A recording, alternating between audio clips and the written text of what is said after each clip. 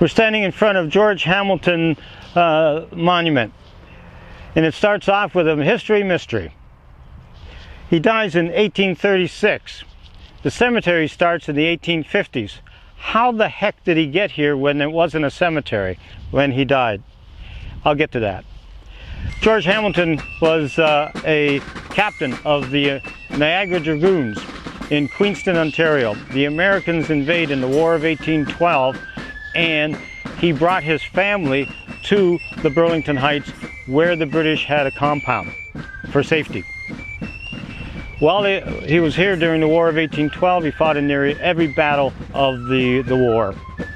While he was here, he also met a man named James Doran. James Doran had the only stone house in the area and 247 acres. In 1815, George bought that house and those acres. He set down a map, and on that map he started a little town, a village.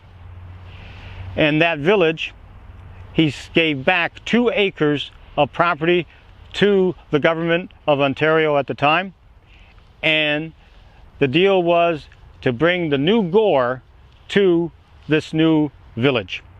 And a gore is where the courthouse is, the registry office, and the jail. The government at the time agreed and built those the new gore in the new village. The problem there was that he did not have access to the lake, and the only thing that he had was the King's Highway, King Street. He went to the man that lived on the property to the north, and that was Hewson.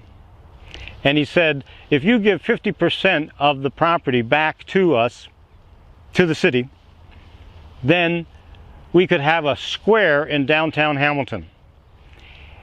They agreed. George gave 50% of the square on his property, and Hewson reneged because he wanted to have the frontage of the King Street on his property. And that's another history mystery to Hamilton, is that our downtown square is a triangle. It has 2 King Streets, King Street North, King Street South, and it ends at James Street, which was not the main entrance to the north-south access. John Street was the main road going up the mountain, and the old trail is still on the south end of John Street. Now, back to the history mystery of how he got here. George Hamilton had his own pioneer cemetery called the George Hamilton Family Cemetery, and he allowed people to be buried in his cemetery. When he died in 1836, he was buried in his family cemetery. Then, in 1950s, when the city was expanding to Jollycut, they expropriated the cemetery and destroyed it.